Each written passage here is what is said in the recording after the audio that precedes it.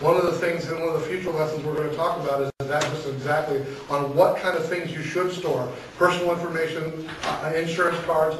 Just take your wallet or your purse out and take everything that you think is important there, put it on a computer, on a copier, press print.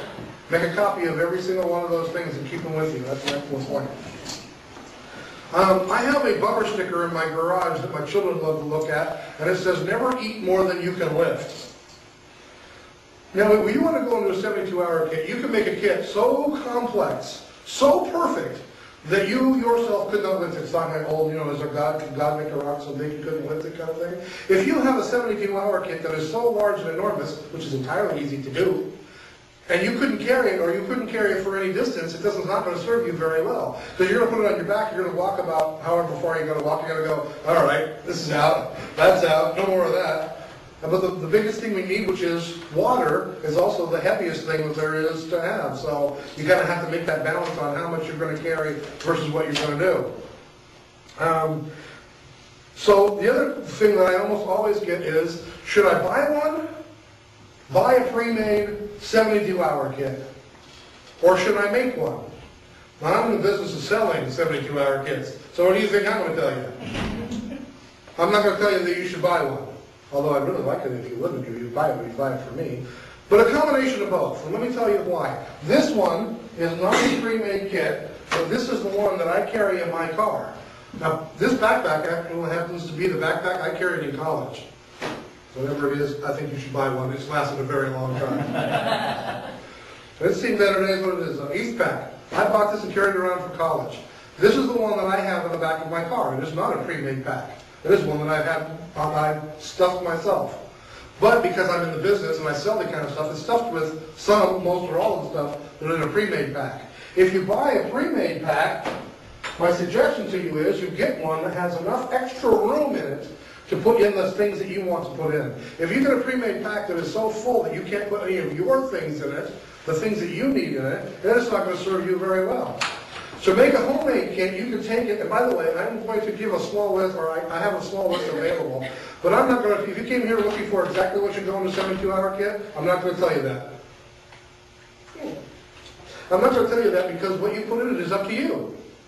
If you live, if you work 5-6 miles from where you live, do you need to have a tent in your 72-hour kit?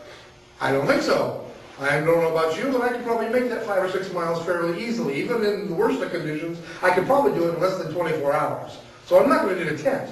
But if you work 45, 50 miles away from where, then having some kind of shelter, tent or otherwise, would probably be a good idea. Okay? And so I have a kind of a what's good, better, best. Like I started out by saying, a 72-hour kit, a bottle of water. That's it. That serves all your needs. Okay? But making one from scratch can be less expensive than buying one pre-made. Yes, Malia? I like the buckets because I found that with the backpacks, when we got tired, there was no place to sit down. And the buckets with those screw on top, the gamma seals, you can sit down. So, but the hard thing is they're hard to carry and your hands are full. So you have to consider that. I didn't bring one because I had one last month when we had last month's demonstration. I had one of them here, so I brought a different thing this time. But yes, you can have those as well. They also work for sanitation. Remember the toilet that I had last time? The same thing. It's a 72 in a bucket. And so yes, it does. So it's kind of like the last month's discussion. There is no right answer, no one kit that will do it for you, because your needs are different from my needs, are different from her needs. So if you make one from scratch, what can you do? Well, for example, you have those food bars, right? You can get those food bars. I recommend them. They taste really good. They carry a lot of calories in a very small area. But do you want to survive for 3 days on food bars? I don't necessarily. So my favorite food, tuna. I have a can of tuna in here, and I have tape to it, a can opener. They also have the tuna that has the open lids that you don't have to have a can opener, but I just happen to not buy those. And I actually have two. The old adage, if you have one is none, two is one, so I have two. And so I have tuna, and I think also in there, I didn't bring it out, I think I have a can of Spam. in there as well. So I have the food bars, I have a can of tuna, and I have Spam. By the way, I like the tuna because it's packed in water. It's not going to dry you out, and I actually like tuna juice. So. Something else I have in my kit that you don't get in a pre-made kit, I have a deck of playing cards. I figure if I'm out on the road and I'm stranded and it's a very dark and dirty night, I can strike up a game of poker with somebody and take all their money. Just something to while away the hours as you're bored. Like I said, these are not necessarily for life's big disasters. You know, if I happen to be sitting down somewhere and, you know, the kids or whatever, we can get out and play cards, play fish, or something like that to entertain the children for a while. So getting one and making one yourself can be less expensive. But if you start having to get some of the materials together, and you know you need just one of something, but you have to buy 20 to get it, that could tend to be a little more expensive. So you kind of have to weigh it out. I think that in my best judgment is, if you have these kind of things at home, like you know, you've got some stuff put in a pack, great. If you already have some of it. If not, think about buying other stuff and putting it together. Or if you have starting from scratch, buy a pre-made pack and then add what you need into it. Because a pre-made pack starts with a lot of stuff. You need radios, flashlights, those kind of things. Speaking of which, did you all know that you get a prize just for being here today? I'm going to help you on your 72-hour kit before we leave. Okay?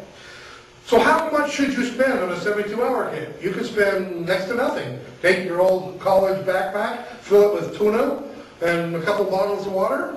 There you go. Old pair of shoes, socks, how much does that cost you? Nothing. Or you could get something like this and spend, and you can get, I mean, you can literally, this is an expensive one, but you go on the internet, you can find people who'll sell you full backpack rigs and everything, up to, you know, $300 worth of stuff. I think that's a little overboard.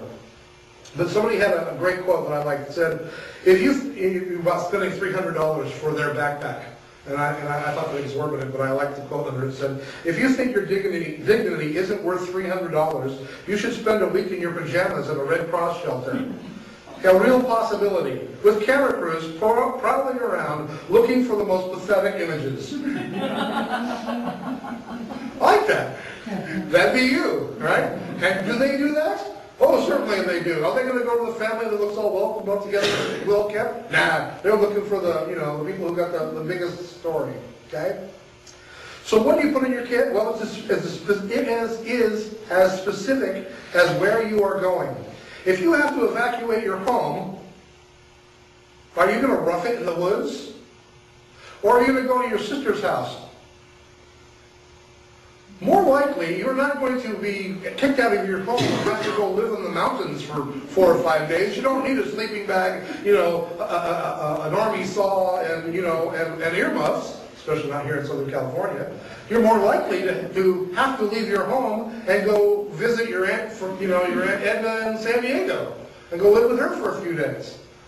So if you need a saw, you know, a compass, and and a weapon in your backpack, or do you need a change of underwear and some hygiene, like your own toothbrush? Because I don't know about you, but I don't want to share my Aunt Edna's toothbrush, you know, and I certainly don't want to wear her underwear.